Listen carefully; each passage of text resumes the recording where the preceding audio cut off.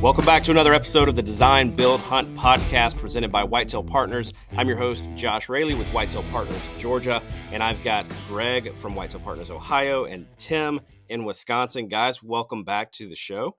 Howdy. And thanks for having me. Yeah, thanks for jumping back on. Guys, we've got an exciting episode today. We've got a design breakdown, which really has been kind of a highlight for a lot of our viewers and a lot of our listeners. And so we want to try to bring you the content that is going to be most helpful for you. And I think these have been really beneficial for folks. I think that people have really enjoyed seeing them as well, seeing a little bit of our process about some of the why behind why we do things where we do them and put things where we put them. So definitely want to tell people, the two things I always talk about when we do these breakdowns. Number one, just because you have a property that may be similar in size or similar in layout does not mean that this exact design is going to work well for your property. Every property is unique. And so, please don't try to take one of these designs and just implement it, copy and paste onto your property, because you're probably not going to end up being very happy with the results that you get. But please do learn, some of the principles behind what we do and why we do it, and take those and learn from them as well, and implement those. Number two, if you're just listening to this is going to be one that you want to watch on YouTube. So maybe pause the podcast right now or listen to it all the way through. Take note of the things that you want to make sure to see. Jump over onto our YouTube channel and watch it after you've listened to it, because you're going to want to take a deep dive into exactly where these things are. It's going to be a lot easier to follow along on our YouTube channel. So, Greg, man, why don't you just walk us through real quick kind of the big why behind wanting to share this particular property? It's a little bit different than some of the others that we've had on. Yeah. So this is a central Ohio piece located right in the middle of farm country. And with like a lot of properties in farm country, there's a lot of really good pinch points to hunt, but access is an issue. So why I really wanted to share this design was just to kind of look at how we overcame those access issues and still wanted to take advantage of the really good stand locations the best that we could. Now you'll see here that a lot of the eastern side of the plan wasn't really drawn up. So pretty much everything from this blue line all the way up and around to the left side of that's going to be what we're developing into the design. And there's no access opportunity from behind the habitat improvement. So everything is coming from outside of the habitat into the habitat for access. So just thought it would be really interesting to share kind of how to overcome that, because one of the biggest objections that we help people overcome is access issues. People are worried about bumping deer through their property, whatever it may be. So just different screening techniques, how to combat it. And then if a spot is, quote unquote, the spot, sometimes you just have to deal with going across a travel corridor or something, just because that is your best stand location on the property. Yeah, that's really good. And I've yet to come across a property. Actually, I take that back. I've had one property that I'm going to be on here in a couple of weeks. That's a rather small property, and it has roads on two sides. So the access for this one is stellar. But most of the properties that I'm on have some type of access challenge. Where I'm at, a lot of it is the road cuts right through the middle of the property, because that's the ridge that goes, along the middle of the property. And it dips down on both sides. So you've got, a lot of where your deer are wanting to bed. It just happens to be exactly where you're going to be driving your vehicle onto the property. And, obviously you're disturbing your core every single time you go in and out of a property. So lots of challenges that we face. And I'm excited to see how you're helping address some of these challenges. So where are we going to start with this design? Yeah, so where I'll start with this one is actually up towards this north here, just because there's not a ton of habitat to it, but it's a really cool piece of the property. And you'll see that I just have a few orange dots here. Now, what this is this is just like a typical drainage that comes out in the edge of the farm field, and it already had a lot of really good buck sign in there when we were walking around it. As you can kind of see, it bowls down and kind of loops into the core part of the property. But as I zoom out here, what you'll see when you look across the road is some big blocks of timber that all kind of condense down.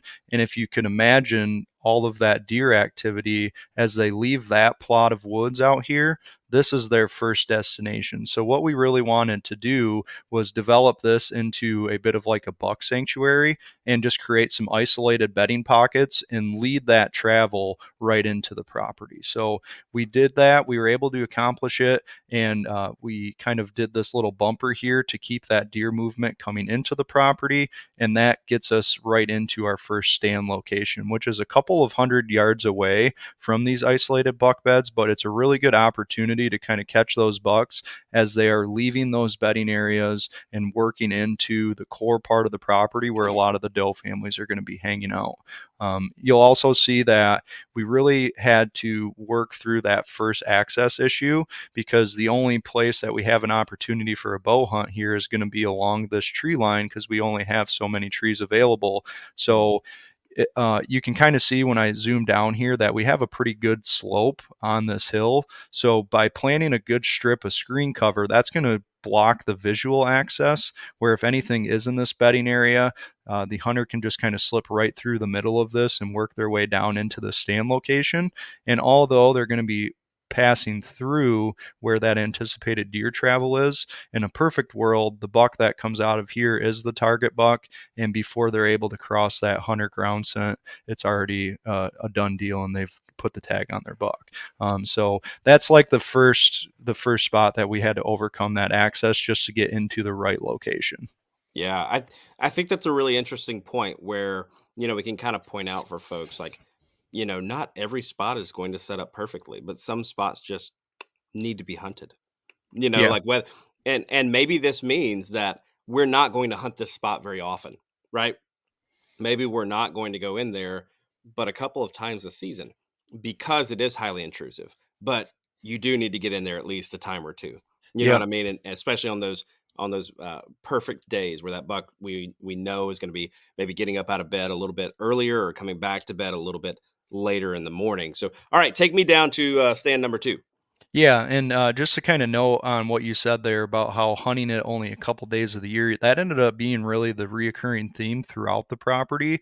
Was we found a Mm, lot of stand location that's exactly what it was going to be, but we were able to stack enough of them on top of each other that the landowner is going to really be able to come in here and have high odds sits in these more intrusive locations, but they're so spread out and they can be hunted on different winds and different opportunities that he gets to have a lot of really good hunts, but only hunting one stand a couple times through the whole season. right. So, That'll uh, make it a really fun property to hunt too, because you're always on to yeah, something new, but you also always feel like you're in the chips. You know what I mean? yes. There's never a time that you're like, well, I'm kind of sitting back off the action, don't have high expectations. With this kind of setup, it is, yes, a little more aggressive than maybe you would be otherwise, but you're always in the money.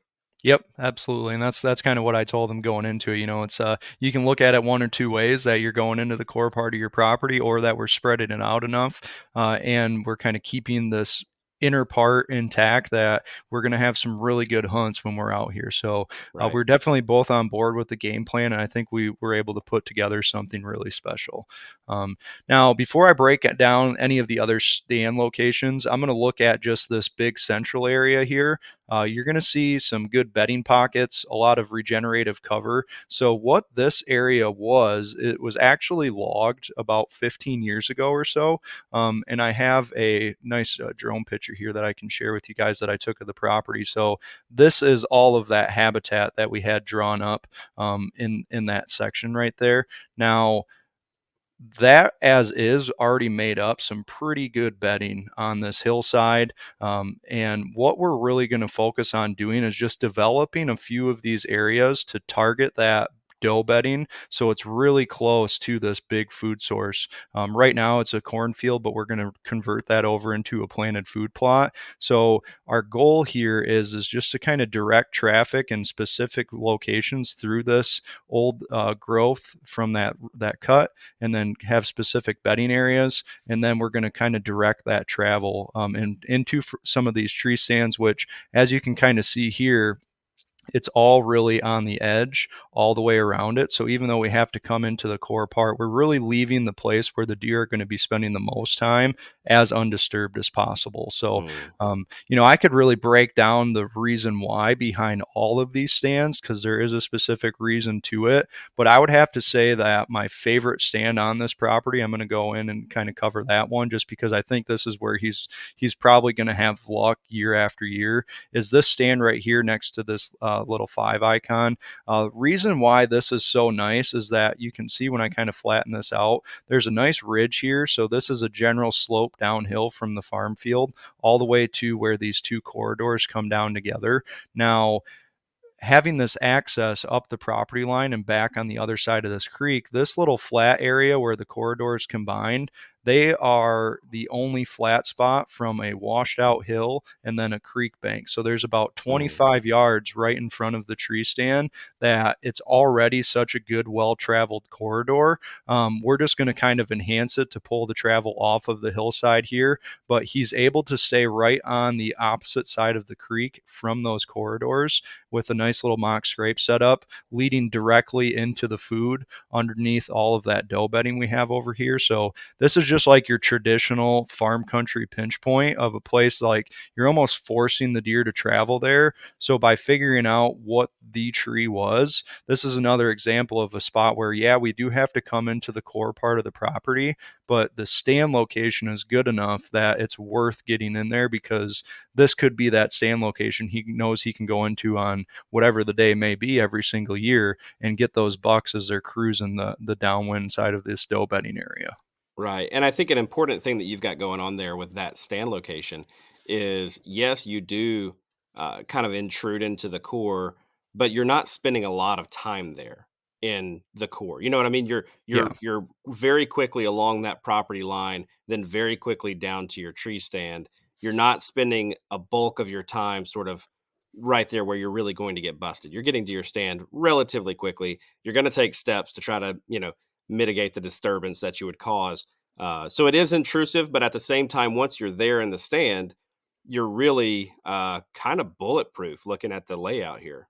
Yeah, it's a really good setup, and with this creek here, there's enough water in there that your whole access up this back property line should be screened by that water noise of the trickling water, because it's a rocky bottom. So I always like to use these creeks for access here in Ohio, just because that water noise screens all of your that noise that you would be making on your way into the stand, and it's kind of a way that I like to level out. Like, what am I going to get in return for taking this high intrusive stand location? And that's a fair enough trade off for me to want to make sure that we put that stand location up right here. Right, right. I dig it, man. Greg, This looks really, really good. Sorry, Tim, go ahead. yeah, I was just going to say, Greg, something that stands out to me about both the stand locations you've highlighted so far is the distance of travel and the length that you've put between yourself and the food that you're going to be eventually deer are going to be headed to, because I think it's so tempting to get tight to those food sources. But when we're targeting bucks specifically and we understand that they're going to get there later, you know, that's a little bit of a funnel for travel. But in general, you're hunting more of that staging area, more of that distance from food than you are right on top of it. And I think for targeting specific deer, that's great. And I also think for your exit at the end of the night, you don't expect to have a bunch of deer out in front of you, right? They've already passed through. So you've had the opportunity to see what you want to see, and you can get out clean just the same as you get in. Yeah, those are both really good points, Tim. I'm glad you keyed on that, because one of the big things going into this plan was the fact that this guy, he is entering like his 60s, and he's really set on wanting to turn this into a property where he's able to have opportunities at some of the top tier bucks in the area. So that's how we designated a lot of these stand locations, was understanding one that we're not going to have a tremendous amount of opportunities shooting the best bucks on the property over this big food source, but we're going to have the best opportunity catching those bucks traveling either to that food or on the downwind side of the doe bedding areas. Um, and and like I said, that's why we have a lot of the stand locations away from the primary food that we're going to be bringing onto the property. And I think that's always worth noting to people. Like, there's definitely a difference between like our blind stand here that we have overlooking the food source and this here. The goal of what we're trying to take to fill our tag out of this stand is completely different than what we're trying to do on this food source over here. Our box blind that we're going to have over this food plot, this is going to be able to be a place that he's able to bring people out that want to hunt with him and just kind of enjoy the evening. You're going to see a lot of deer. And do you have that opportunity to shoot the best buck on your property over a great food source? Of course you do, but it's more likely in one of these staging type areas surrounded by that really high quality food. So that's just a point that I always like to nail home. But that's why I take so much time on the front end when I'm getting to know somebody of, what really are your goals in this? Are we just trying to do this to see more deer, create better habitat? Or, are you going to go out there and want to shoot the biggest buck on your property every year? Because that definitely has a big impact on where I'm placing these stand locations. Right. Huge, huge impact on the design. Because you're right. I'm looking at this and I'm like, man, only one stand really taking advantage of the food source. Whereas I think a lot of guys who um, may be looking at, okay, where do I want to be in the afternoon? They may have three or four around Mm-hmm. this, especially if they're bow hunters. They may have three or four different stand locations right here around that food source. So very well done. There's another part to this property, though. Is that correct? Yes, there is. Yep. So a couple miles down the road, he owns a different piece. So I'm going to scroll down to that here. Uh, there's a little bit more that you're not going to see on the screen. That's just part of the plan that is just a permission based piece. So we didn't do any habitat. It's just a couple stand locations. So we just have another section. Now this one does have a little bit more cover, as you can see, and it has a few different main ridges that run out, and that's where the core of these improvements were set up on.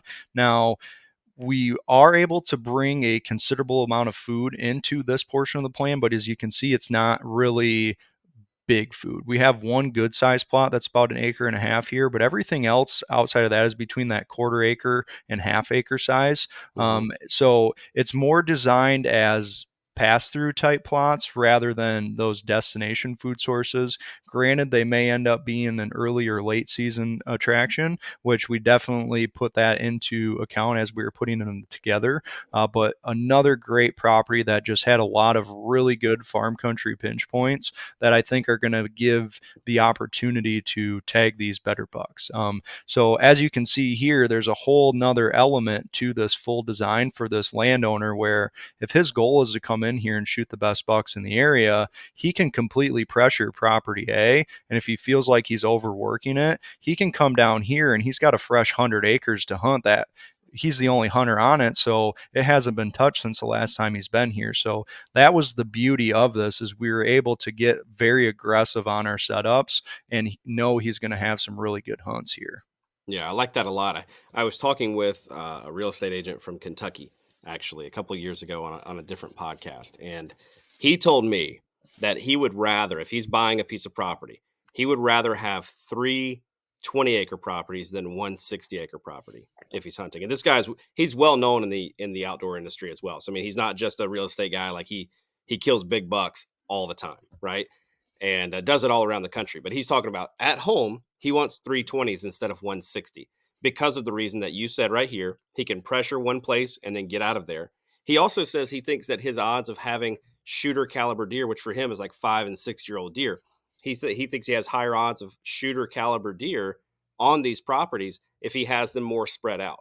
He's more confident that he can get the deer that he's after on his property if he's got kind of more locations covered. So Tim, anything else you want to break down on this design? Oh, I'd love if you could, Greg. Yeah. You right away picked out your favorite spot on the other parcel. Could Mm-hmm. you take us into your favorite spot on this parcel?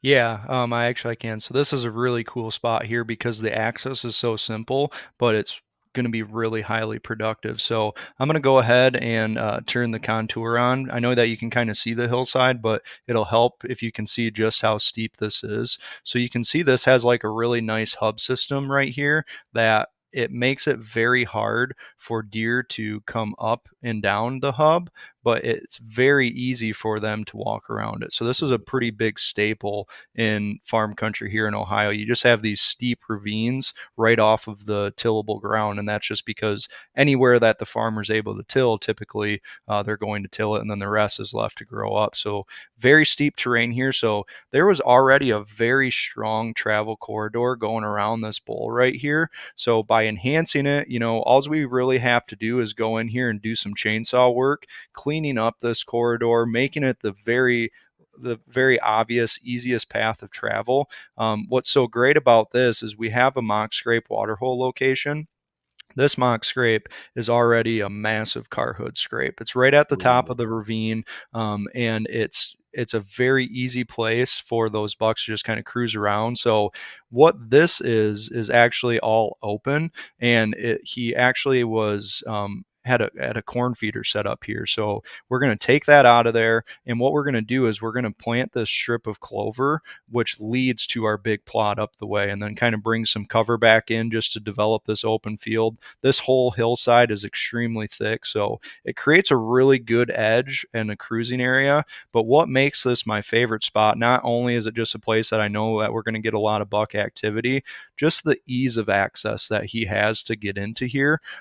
This is a big cattle farm up here, so that's what all of these fields are. It's just area that the cattle graze around. He's able to come and park right up in the common area, right across the road from the house, and he can slip right down through the gate, walk right down the fence line, and not even go 20 yards into the woods, and he's overlooking one of the best pinch points on the entire property. And the ease of access, the limited amount of intrusion he's putting onto it. I told him this is something that I feel comfortable having you hunt. Like if you know that you have a buck using this that you're targeting, you can hunt this thing a couple days in a row because it is so low impact. Right. He's literally just coming right off the road, and the deer don't have any difference if is this guy just out here tending to his cattle or is he sitting in the tree? Like they're not able to tell that. So when we have these opportunities to just kind of slip in and hunt such a great location, these are the ones like I'm circling multiple times when I'm breaking down the design for the landowner because they're going to be such great spots for him. So that's definitely my favorite spot on this property. But again, like there were so many places that I feel like could be the tree. Like if I had one of these setups on my entire property, I would be ecstatic. And I think there's like 7 or 8 of them that he had between both sets that I feel like, wow, this could literally be the spot that you tag out every single year. Wow. And that's so good to bring up. Like there are properties, and this is one of the things that we talk about when we're saying, hey, we can help you with a pre-purchase review, right? Like there are spots on properties, or not every property is created equal. You may find a property that's this exact same size just down the road, and it may only have 1 or 0 of these types of opportunities on it. And then you get this property right down the road, probably selling for about the same price. And guess what? There's 7 of them. Yeah. So your huntability is just dramatically different. And that's why it's so important when you're looking at buying land to either talk with somebody like us who understand the hunting and design aspect behind it all. But, when you're working with a real estate agent, find one that understands hunting land Yeah. at a deep, deep level. And I know, Greg, you're a real estate agent there in Ohio, correct? Yeah, yep, and that's definitely a big part. Like when I do a lot of work with guys, whether it's before purchasing, before designing, and that is definitely a big thing. Is there are not every real estate agent is created equal, and like I can say the same thing. I'm not going to be able to sell you the best 3-bed, 2-bath house in the city because that's just not my realm. But if you want a nice 80-acre piece and farm ground and to shoot some big bucks on, I can definitely help you out with that. So You can point them in the right direction. yeah. So and I can definitely refer you out if you're looking for your forever home. But I'll definitely help you out if you're looking for that best whitetail property in the neighborhood. Excellent. Well, Greg, beautiful design. I think this guy. I think you're going to get a picture from that spot right there. You Yeah, can't see my mouse, but the one that you were talking about, I think yeah, you're going to get a picture just out in that cattle pasture of him and his buck. That's a good yeah. looking spot. Yeah, I'm excited. I'm really looking forward to how this turns out for him. He's really excited to actually get the opportunity to come back and do some of the projects with him over the next couple of months. This property is not too far away from where I live, so I get to slip over there and help him with the projects and kind of see the whole thing through. Which I always feel like when I get to do the habitat work on top of the design, it adds to even like a deeper connection with that landowner, and I Right. feel it even more like when they send that big buck down picture. It's just when they say like, "Hey man, this was that corridor we cut out right leading to that trail plot," and you're like, you remember working on the chainsaw with them that day. It's like, yeah, man, it's working out. That's just so Yeah. cool. Yeah, absolutely. Awesome. Well, good stuff, Greg. Thanks for sharing this. Folks, if you enjoyed this episode and you're just listening to it, do hop over to our YouTube channel. If you have any questions about this layout or design or some of the other ones that we've done, you can drop that question in the comments. We'll get to it eventually. Greg, I think you're handling some of that. Is that right? Are you on Yeah. there somewhere? All Yep. right. So Doing my best. yeah, doing your best, trying to keep up. So, yeah, if you've got a question or a comment or something like that that you would like to share with us, please do drop that in. If you could leave us a review, also that would be awesome for Apple Podcasts or Spotify or wherever it is that you're listening to this. But guys, thanks for joining me today, and we'll catch you next time.